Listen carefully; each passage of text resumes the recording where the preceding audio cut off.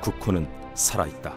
국교, 국화, 국어, 국사는 국혼에 속하는 것이요 전곡, 군대, 성지, 함선, 기계 등은 국백에 속하는 것으로 국혼의 됨됨은 국백에 따라서 죽고 사는 것이 아니다.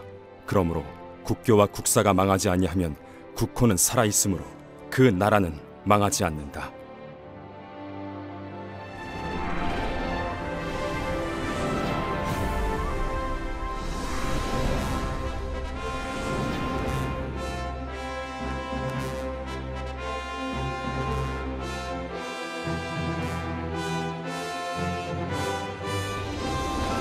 예, 안녕하세요. 저는 한가람 역사문화연구소 소장 이덕일입니다.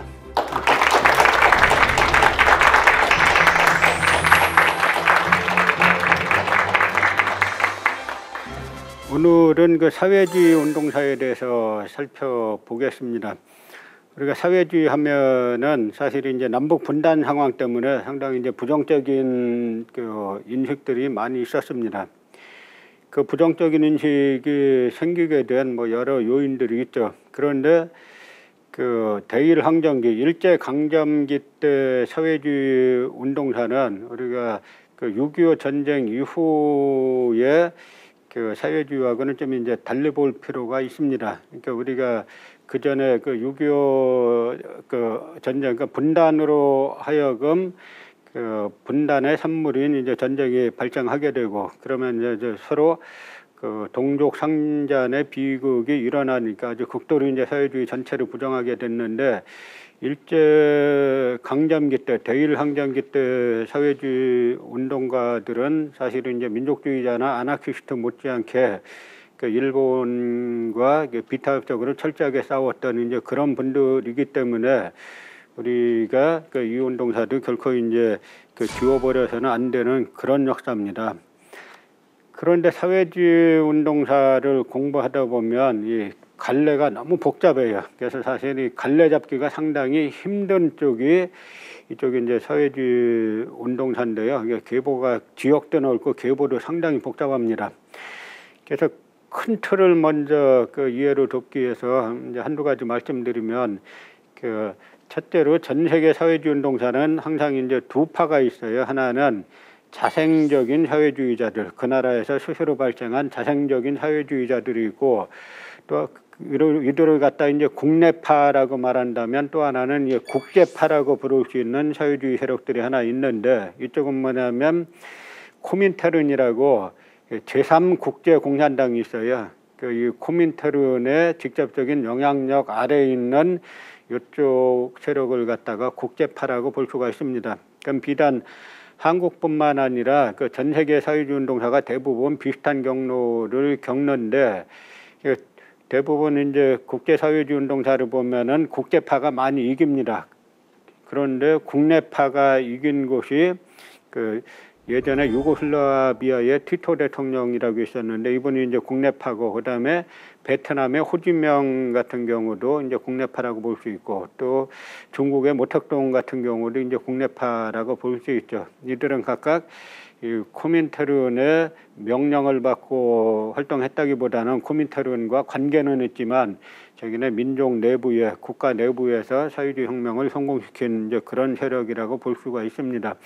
우리나라도 마찬가지 이제 그러한 경로를 겪게 되는데요. 특이한 거는 한국은 이제 일제의 그 강제 점령을 당했기 때문에 국내파도 시작은 다 해외에서 시작한다는 그런 차이가 있어요. 그래서 이제 해외파 중에는 우리가 갈래를 보면은 이제 일본 유학생들 중심으로 시작하는 파가 하나 있고, 그다음에 그 러시아의 그 코민테른의 그 지령을 받아가지고 국내에 잠입한 세력들이 있고, 이쪽 세력을 이제 그 국제파라고 볼 수 있고, 그다음에 국내의 자생적인 그 사회주의 세력들을 하나가 볼 수가 있습니다. 그것이 이제 큰 구분을 그렇게 할 수 있고요. 먼저 사회주의는 우리가 워낙에 이제 그동안 안 배워왔기 때문에 잘 모르죠. 근데 다들 뭐 칼 막스가 사회주의 이쪽으로 이제 창시했다라는 거는 잘 알고 계실 텐데, 이제 칼 막스가 1848년에 이제 공산당 선언을 하는데, 이 선언의 문장이 전 세계적으로 대단히 이제 유명한 문장이죠. 중간에 보면 지금까지 존재한 모든 사회의 역사는 계급투쟁의 역사다. 이렇게 해서 전 세계 역사를 계급투쟁의 역사로, 지배자와 피지배자의 역사로 정리를 합니다. 이 문장이 아마 인류 역사상 가장 많은 영향을 끼친 그 문장 중에 하나라고 해도 사실 이제 과언이 아닙니다.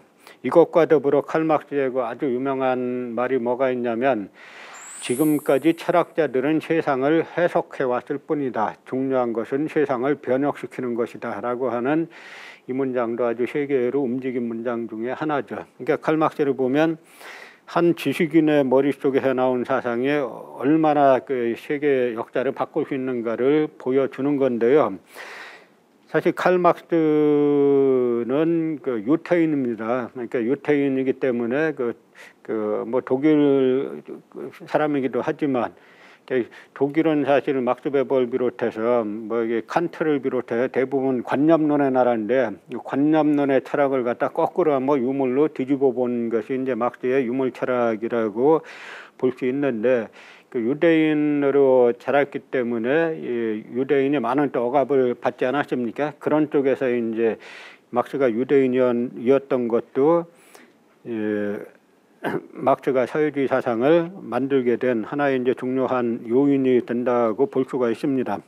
예전에 우리 일제 강점기 때 사회주의를 받아들이는 것은 그 후와는 아주 달랐어요. 이것은 이제 임정 2대 대통령 박은식 선생이 한국 독립운동 지열자에서 러시아 혁명을 설명한 것인데, 러시아 혁명은 처음으로 붉은기를 높이 들고 전제를 뒤엎고 큰 정의를 선포했으며 각 민족의 자유자치를 인정했다. 전에 극단적인 침략주의자였던 러시아가 일변하여 극단적인 공화주의자가 된 것이다. 이것이 세계 개조의 제일 첫 번째 동기가 되었다라고 해서 임정 대통령 박은식 선생까지도 러시아 혁명을 저렇게 아주 긍정적으로 평가했던 것이 사실 독립운동가들 사이에서 그 사회주의자들을 바라보는 시각의 하나였습니다. 나중에 많이 싸우기도 하지만 큰 틀에서는 같이 일본과 싸우는 같은 이제 동지라는 그런 연대가 있었습니다. 이것이 바로 이제 레닌이 러시아를 갖다가 사회주의를 혁명을 성공시키면서 전 세계 많은 파급 효과를 일으킨 건데요. 그 사회주의 혁명 성공 이후에, 그러니까 막스는 처음에 독일에서 사회주의 혁명이 일어날 걸로 생각을 했어요. 산업이 가장 발달한 데서 일어날 걸로 생각하다가 나중에 독일에서는 잘 안 되고 러시아에서 혁명의 기운이 일어나니까 막스도 나중에 러시아를 상당히 주목하던 와중에 러시아 혁명은 보지 못하고 세상을 떠났고, 그 다음에 이제 레닌이 러시아 혁명을 완수하게 되는데요. 요 레닌과 스탈린이 있는 요 사진은 나중에 조작되었다는 설이 상당히 많이 있어요. 그래서 스탈린이 나중에 이제 정권을 잡고 나서 레닌의 권위를 자기의 이제 스탈린이 이제 개인 독재를 많이 하지 않습니까? 그런 쪽에 이용하기 위해서 조작했다라고 하는 그런 설들이 있는 그런 사진인데요. 첫 번째 이제 국내파를 말씀드리면, 우리나라 국내파의 형성 자체가 이 해외에서 시작해요. 그게 이제 아주 우리가 이제 일제 강점기이기 때문에 이제 발생할 수 있는 그런 현실인데요.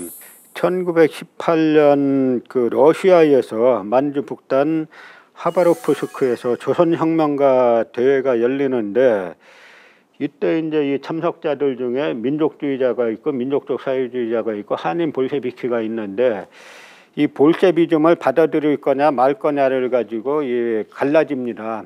그러니까 러시아에서 한국 독립운동을 지원하겠다니까 다 이제 달려갔는데 볼셰비즘을 받아들이겠느냐라고 하니까 이 민족주의자들은 우리가 러시아가 지원한다 그러면 받을 생각은 있지만 우리가 볼셰비즘까지 받아들일 생각은 없다라고 해가지고 탈퇴를 하고 이동이나 유동열 같은 민족적 사회주의자와 한인 볼셰비키들 이제 이 한인 볼셰비키들은 구한말 이런 때에 한인들이 많이 이주를 합니다. 연해주 막 이런 쪽으로 이주해가지고 살던 사람들의 자식들이에요. 그러니까 태어나기를 러시아령에서 이제 태어났던 그런 사람들의 자식들이 스스로 볼셰비키가 되는데 이 사람들은 볼셰비즘을 다 받아들이겠다라고 해가지고 서로가 이제 연합이 되는 겁니다. 그래서 1918년 4월 28일에 우리 역사상 최초의 사회주의 정당이라고 할 수 있는 한인 사회당이 이제 러시아에서 만들어지게 되는 건데요.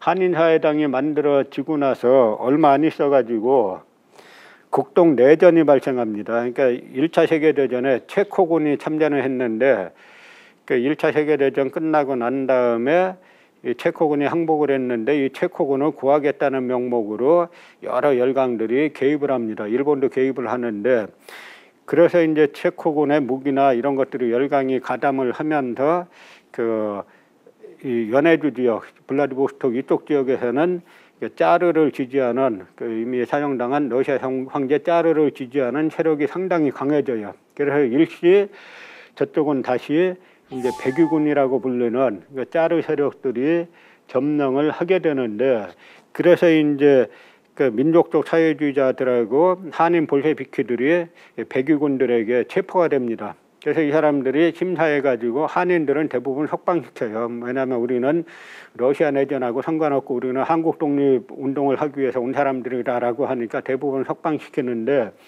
이 김 알렉산드리아라는 이 한인 볼셰비키에게 너는 한국 사람의 후예인데 왜 이제 이 내전에 가담을 하느냐라고 하니까 이 김 알렉산드리아가 나는 볼셰비키다. 조선인민이 러시아 인민과 사회주의 혁명을 달성할 때만 나라의 자유와 독립을 달성할 수 있다고 믿는다라고 말해가지고 젊은 나이에 총살을 당합니다. 그래서 김 알렉산드리아가 세상을 총살 당하는 것이 당시 이제 이쪽하고 손잡았던 이동휘라는 나중에 대한민국 임시정부 국무총리가 되는데 이동휘가 사회주의 세력을 신장시키는데 많은 타격을 입게 됩니다. 그래서 요 파가 하나 한인사회당 계열이 하나가 있고 여기는 이제 이동휘 같은 사회적 민족주의 자겸 사회주의자들이 가담했을 정도로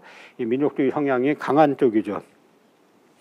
그런데 또 하나 우리가 이렇게 보면 여기 이제 러시아 요 중간쯤에 이르쿠츠크라고 있는데 이 중간에 아래쪽에 요 이르쿠츠크에서 이르쿠츠크파 이제 공산당 그러니까 볼셰비키당의 이르쿠츠크 지구당의 한인 지부가 있는데 이쪽 사람들도 당을 만들어 가지고 이제 아까 말씀드린 이동희 계열하고 서로 이제 당세 경쟁에 나서면서 서로가 이제 사회주의 이쪽에 사실 이제 파쟁이 시작되는 겁니다.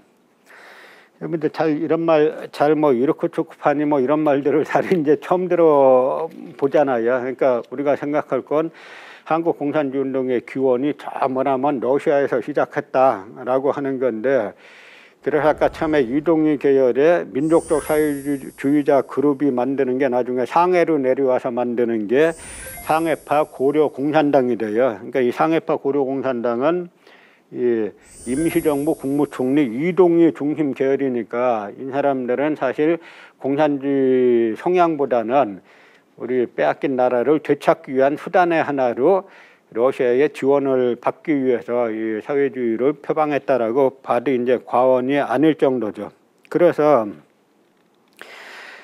이 상해파 고려공산당이 하나 만들어지는데 이 두 파가 이르쿠츠크파하고 나중에 이 상해파하고 많은 이제 이 논쟁과 뭐 싸움도 하게 되는데 그 핵심에 뭐가 있냐면 레닌이 이동희를 만났는데 레닌이 한국과 독립운동 하는데 자금이 얼마나 필요하냐 라고 하니까 레닌이 여러 자료들이 말들이 조금 다른데 약 이제 60만 루블을 지원했다라는 말이 있어요. 그래서 40만 루블을 가지고 이제 이동희 계열이 상해로 가져오는데 당시 40만 루블이면 어마어마한 거액이에요. 한꺼번에 차에 못 실어가지고 여러 번에 나누어가지고 이제 올 정도로 큰 거액을 레닌이 한국 독립운동에 지원을 한 거죠. 그러니까 당시 독립운동가들이 처음에 이제 독립운동이 사실 다 돈 쓰는 거지 버는 건 아니잖아요. 그러니까 처음에 독립운동하러 왔다가 돈 다 떨어졌는데 레닌이 막대한 그 돈을 갖다가 지원했다라는 말이 들리니까 나중에 이 자금 가지고 이르쿠츠크파하고 이 상해파 이쪽하고 땀이 날 뿐더러 임시정부 내에서도 이 돈 가지고 많은 논쟁이 발생하는데 왜냐하면 임시정부에서는 그 레닌이 당신 임시정부 이 국무총리 아니냐 그래서 임시정부에 지원한 거다라고 주장을 하는 거고 이제 이동희 쪽은 그 나에게 고려공산당 상해파 고려공산당 이 사회주의 혁명을 하라고 준 돈이다라고 해가지고 많은 싸움이 발생하죠. 이때 어쨌든 이 돈이 이동희가 임시정부에 내놓지는 않는데 전액을 내놓지는 않는데 상당 부분은 일정한 부분은 임시정부에 나눠줘 가지고 뭐 일설에 의하면 형제 이시영 선생 빼고는 뭐 이 돈을 안 쓴 사람이 없다라고 할 정도로 이 돈이 상당한 이제 위력을 발휘하는데요. 나중에 이르쿠츠크파하고 상해파하고 이제 상당히 많은 파쟁을 하니까 결국은 코민테른에 나서 가지고 양파를 연합하려고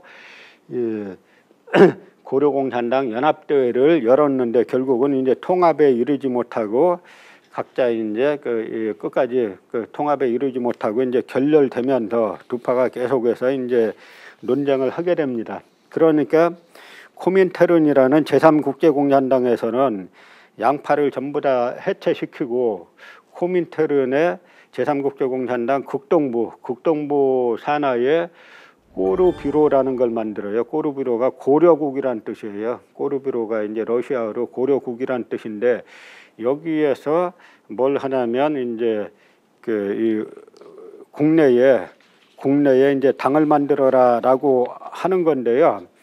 여기서 우리가 사회주의 운동사를 이해하려면 계속 이제 코민테른이란 말이 나오니까 코민테른을 한번 이해를 해야 되는데 코민테른은 뭐냐면 1919년 3월 2일 그러니까 한국에서 3.1 혁명이 일어난 그 다음 날에 모스크바에서 만들어지는 건데 이거는 제3국제공산당이라 그래요. 그래서 전 세계 공산당들이 다 코민테른에 가입을 하는데 한 나라에는 공산당이 하나만 가입할 수 있게 돼 있어요.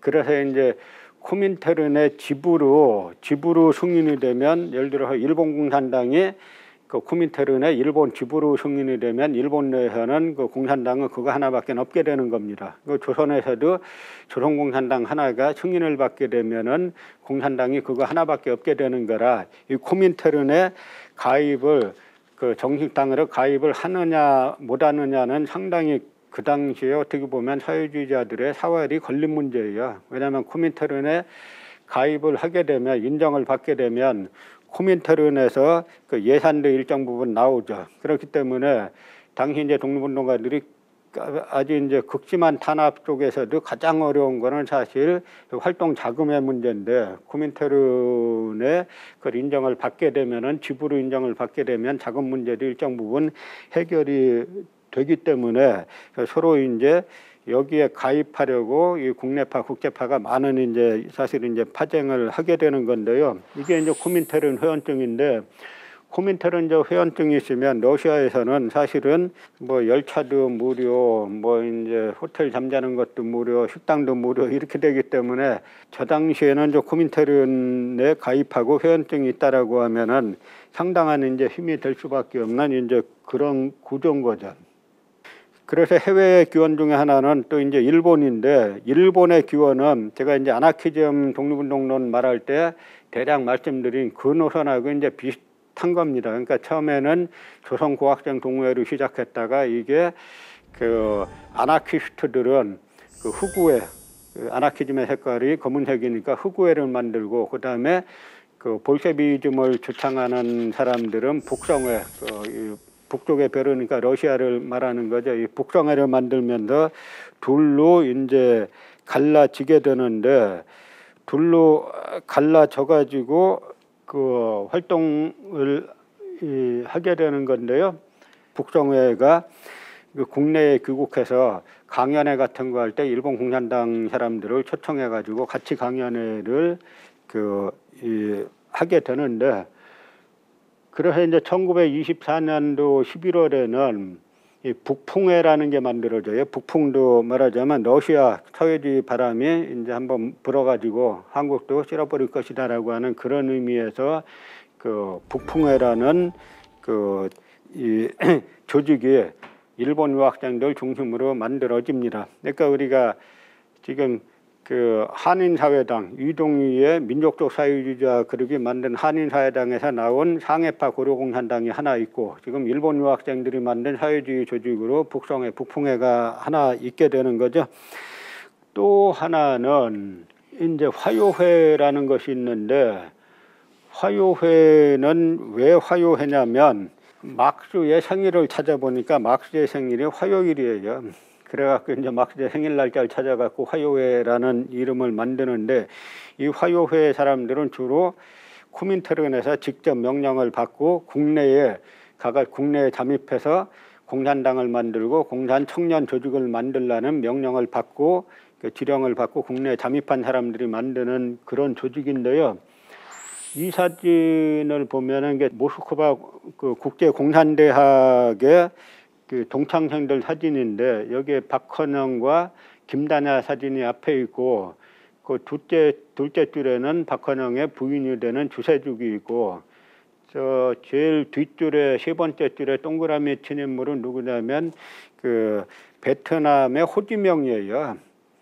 베트남의 호지명하고 박헌영하고 사실은 모스크바 이쪽에 같은 이제 그 동창일 정도로 한때는 이제 같이 이제 활동을 했는데, 나중에 이제 호지명은 지금 그 뭐 베트남에 호치민 시가 있잖아요. 호지명 시가 있는데, 그 정도로 나중에 이제 호치민은 베트남 공산주의 운동을 이끌어 가지고, 사실 베트남 공산주의 운동사는 다 민족주의 운동사인데 결국은 이제 베트남의 정권을 장악하는 데 성공했고, 박헌영은 나중에 그 북한으로 갔다가 이제 미제 간첩 혐의로 이제 김일성에게 사형당하는 그런 이제 역사가 이제 전개가 되는 겁니다. 그러니까 다들 이 당시에 활동한 사람들 한 명 한 명의 면면을 보면 사실 대하소설 다 몇 권씩 쓸 정도로 아주 파란만장한 인생들을 살게 되는 겁니다.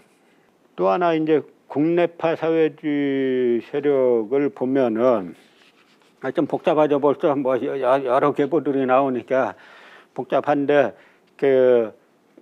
아까 이제 국내파는 처음에 이동희 중심의 러시아에서 시작한 쪽이 상해파가 되고, 이 상해파가 어디하고 연결되냐면 국내에 이제 서울청년회라는 대하고 연결이 되는데, 이때 서울청년회 계열이 국내파 사회주의의 사실 핵심 인물들인데요. 그 중에서도 우리가 김사국이라는 그 인물을 한번 볼 필요가 있는데, 이 김사국이라는 인물은 우리가 1919년에 이제 3.1혁명만 아는데, 3.1혁명 직후에 4월 23일 날에 어떤 일이 있었냐면 국민대표대회 사건이라는 게 있어요. 이 사건은, 이 국민대회는 사무실까지 차려놓고 그날 23일 당일날 자동차를 몇 대 빌려다가 자동차에다가 깃발을 꽂고, 그 다음에 자동차에서 유인물을 뿌려가면서 휴유를 했던 그런 대대적인 사건이에요. 그래서 이 사건도 우리는 3.1 운동, 3.1 혁명만 알려지고 이 사건은 거의 안 알려졌는데, 이 사건은 3.1 혁명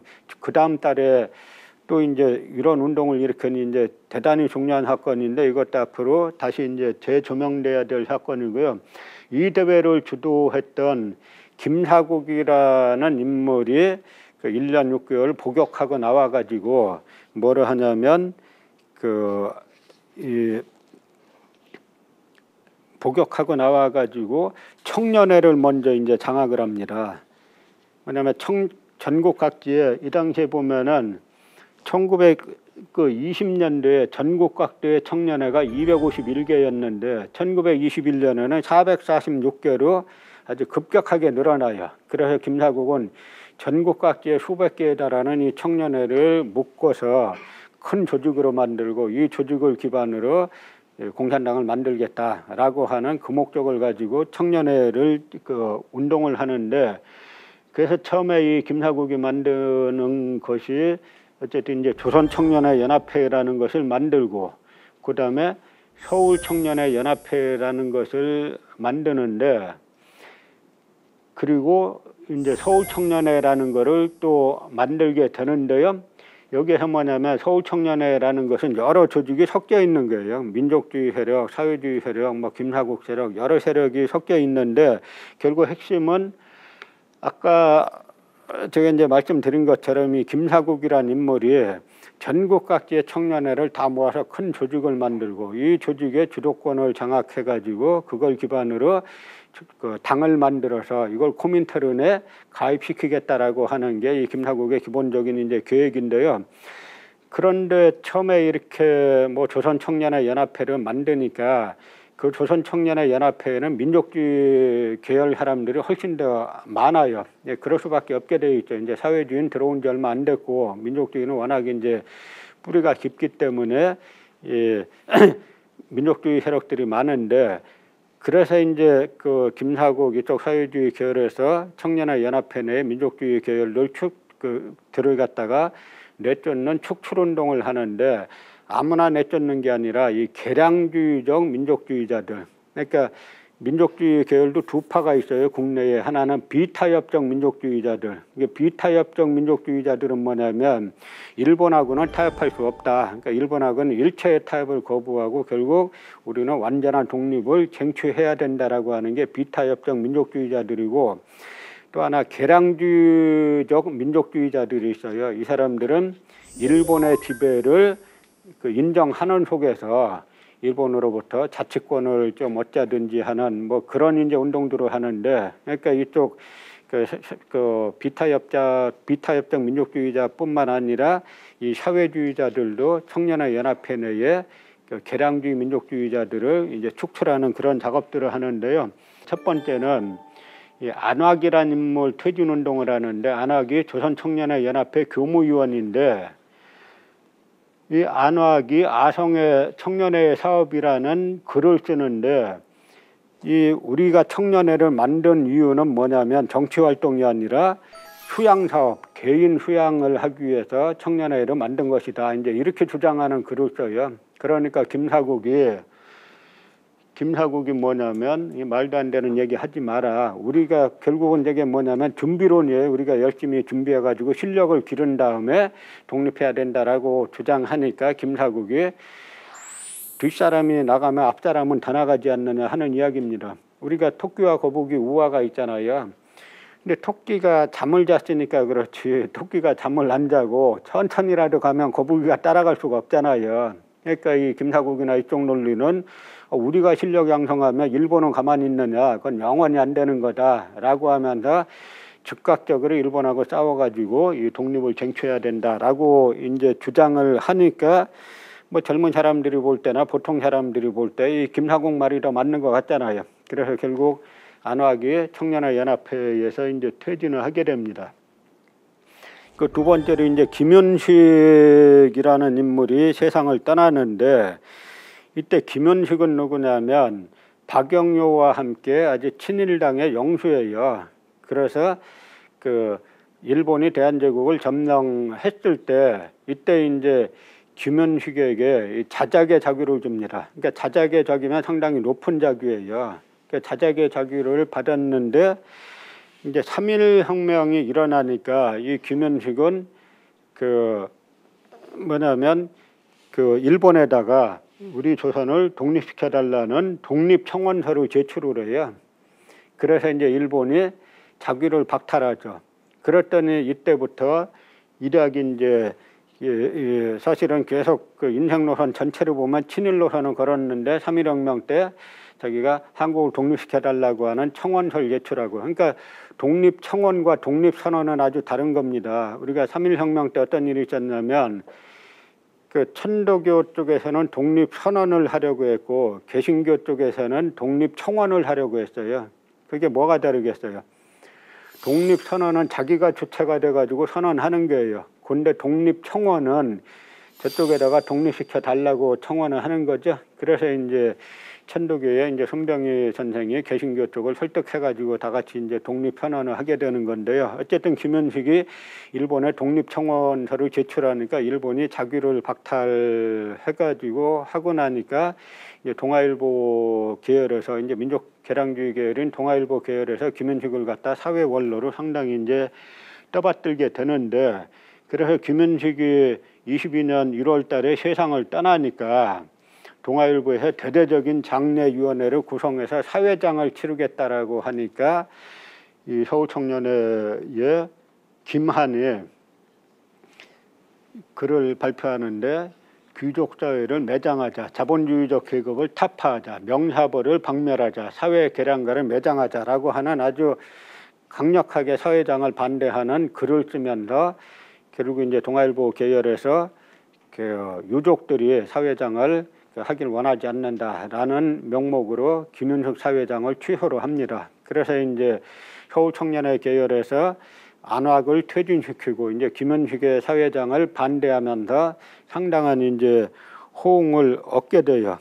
60만세 시위는 그 마지막 황제인 순종이 이제 세상을 떠나면서 그 고종 황제의 인산일에 3.1혁명이 벌어진 것처럼 이 순종 황제의 인산일에 대대적인 만세 시위가 일어나는데, 이 60만세 시위는 자연 발생적으로 일어난 게 아니고 이 조선공산당 산하의 고려공산 이제 청년 이쪽에서 이 박화정이 청년회 책임지다가 체포가 되고, 그다음에 이 권오설이 안동 출신의 유림이에요. 이 권오설이 청년 조직을 맡는데, 당시에 조선공산당 산하에 뭐가 있었냐면 그 조선학생과학연구회라고 서울에 연희 전문, 뭐 보성 전문 이런 대학생들 중심으로 만든 조직이 있어요. 이 조직하고 그다음에 이 통동계라고 해가지고 뭐 당시에 중앙고본이 하는 그런 이제 중앙고보 중동고보 하는 학교 그 고등학교가 있었는데, 이런 고등학교가 연합해가지고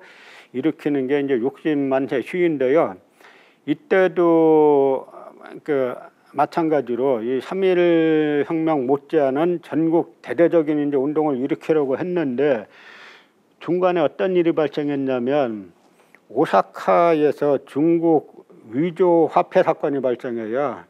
그런데 그 중에 중국 가짜 돈이 돌아다니는 게 오사카에서 이 발각이 됐는데, 그 중에 연로자 3명이 그 한국 사람들이 한국으로 도피를 했습니다. 그래서 오사카 경찰에서 그 위조 집회범 3명이 한국으로 도피했으니까 이들을 체포해달라고 협조 요청을 했는데, 이 위조 집회범을 찾던 와중에 이제 개벽자라는 그 천도교에서 운영하는 그 출판사 겸 민쇄소인데, 거기에 가보니까 이 60대 뿌릴 경문 5만 장이 있는 거를 이게 일본 경찰이 발견을 한 거예요. 그래갖고 이 또 순종의 인산날에 또 대대적인 또 이제 만세 시위를 일으키려고 하는구나라는 거를 알고 아주 대대적인 검거 선풍이 일어나는데, 이 와중에 60만세 운동이 일어난 거예요. 그래서 60만세 그 시위 때는 각 대학과 각 고등학생들이 구역을 다 나눠가지고 순종의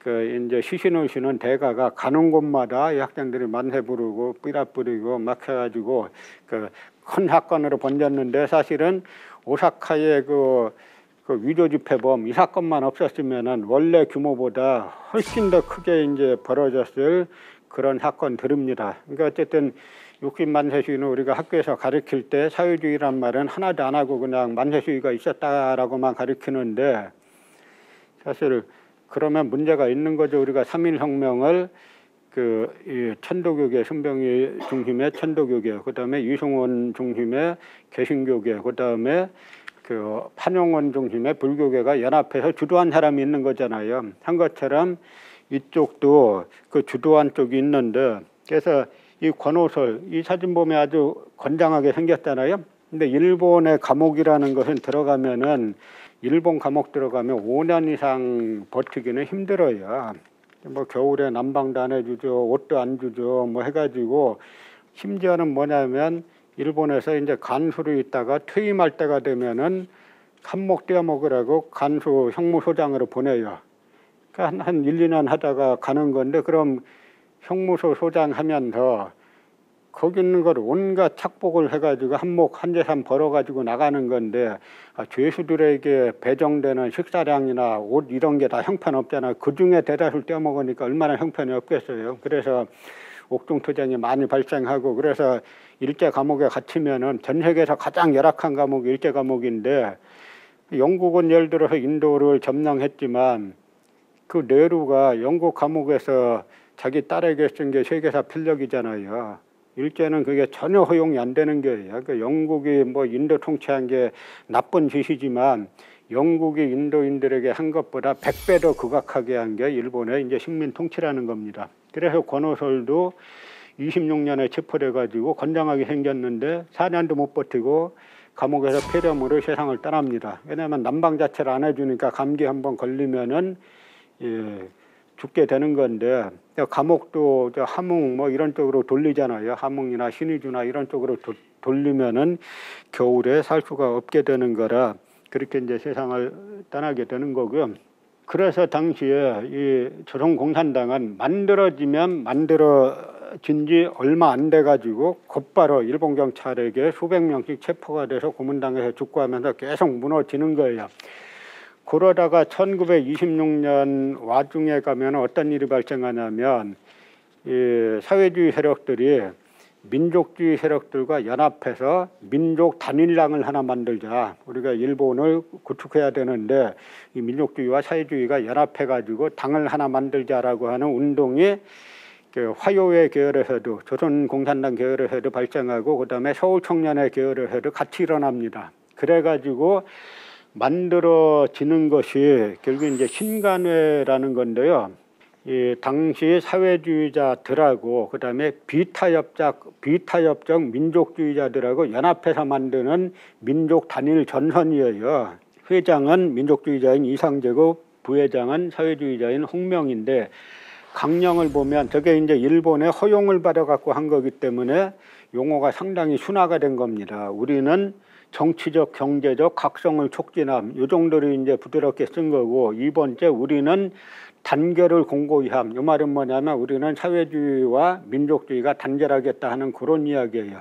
그리고 3번째로 우리는 기회주의를 일체 부인함이라고 했는데, 여기서 말하는 기회주의가 뭐냐면 그 개량주의자들, 그 일본의 지배를 인정하면서 내부에서 자치를 하자는 운동, 뭐 참정권을 얻자는 운동하는 이런 세력들은 일체 부인함이라고 해가지고 사회주의자들과 그 민족주의자들이 연합해서 만든 것이 신간회인데요. 그러니까 민족 단일당이죠.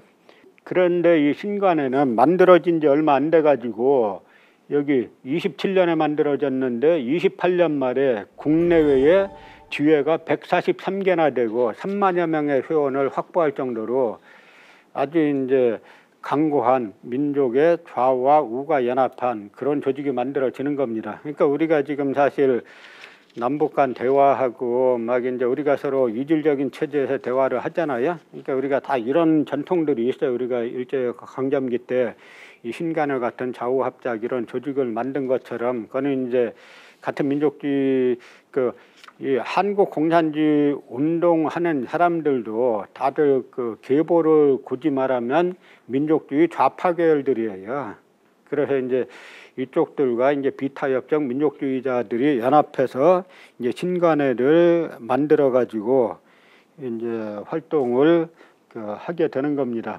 신간회는 이제 그 내부에서 이제 해산을 하게 되고, 그다음에 나중에 그 조선공산당을 갖다가 이제 재조직하는 운동들이 일어나는데 그때 재조직 운동 중에 핵심적인 활동을 하는 쪽이 이재유라는 인물과 이제 경성콤그룹이라는 조직이 있어요. 결국 이 조직이 나중에 해방 직후에 조선공산당이 만들어질 때 주축이 되는 그런 조직인데요.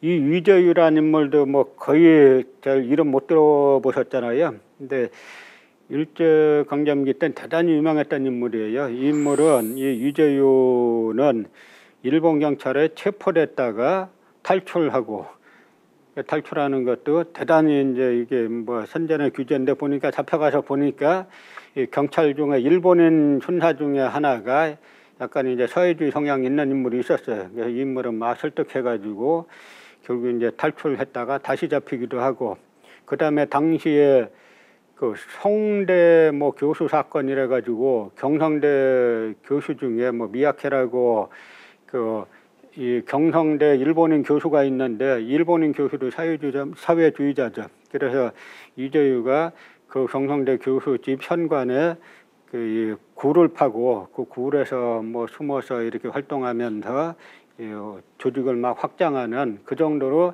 대단히 이제 거의 전설에 가까울 정도로 일본인학을 피해가면서 활동하면서 경성콤그룹이라는 걸 만드는데 바로 이 경성콤그룹에 이제 박헌영이 이제 나중에 감옥에 갔다가 추록돼 가지고 박헌영이 이제 활동을 같이 하게 됩니다. 그래서 결국 이제 이재유는 나중에 체포돼 가지고 일제 체포돼 가지고 결국 이제 고문받다가 얼마 안 있어서 이제 옥사를 하게 되고 그다음에 추록한 박헌영이 경성콤그룹을 이어가지고 이제 활동을 하게 되는데 이때도 이제 그 경성콤그룹이 아주 이제 일본의 집중적인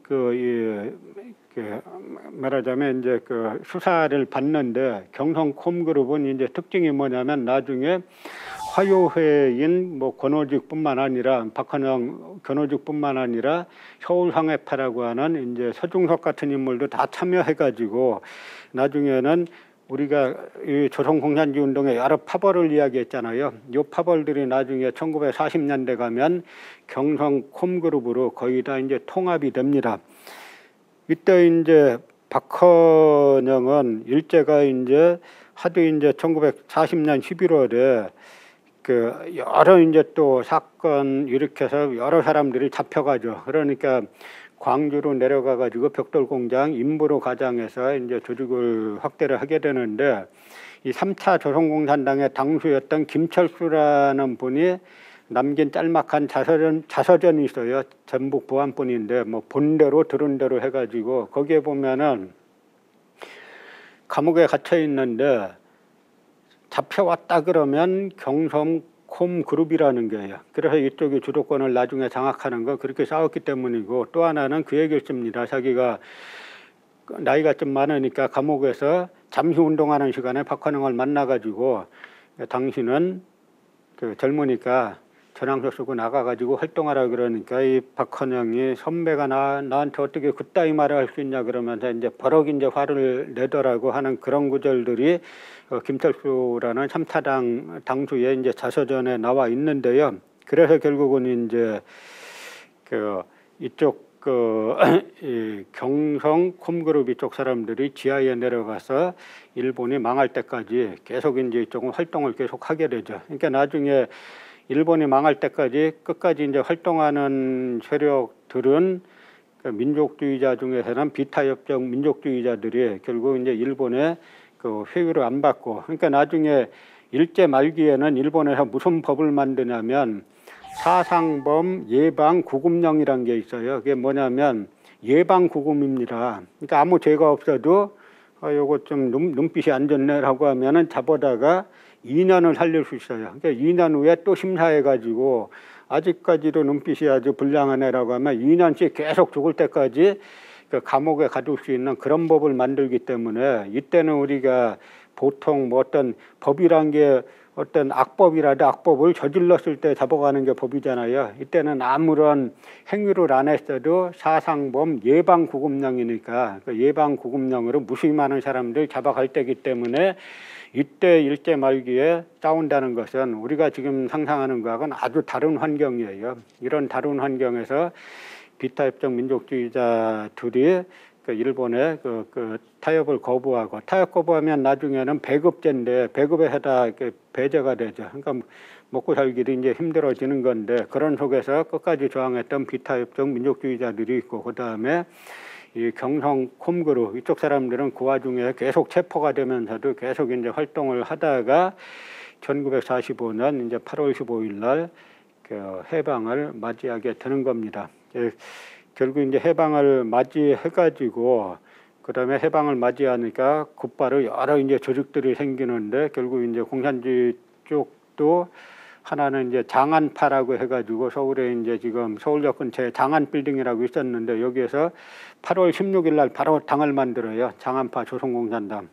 그러다가 이쪽이 이제 박헌영 계열이 등장하면서 박헌영 계열에게 흡수되는 그 조선공산당 전체적인 당이 박헌영 계열의 조선공산당이 해방 이후에 전체 이제 공산주의 운동의 주도권을 장악하게 되고 그래서 처음에 조선공산당을 만들 때는 당수가 박헌영이고 이제 김일성도 그 중에 하나의 정치국원으로 그 이름을 이제 올렸을 정도인데 나중에 이제 남북이 분단이 되면서 결국 이제 박헌영 계열이 이쪽에 남한에서 더 이상 버티지 못하고 이제 북쪽으로 올라갔다가 이제 김일성 계열에게 이제 숙청을 당해가지고 역사에서 이제 사라지는 게 이 조선공산당이 아주 지난했던 역사인데요.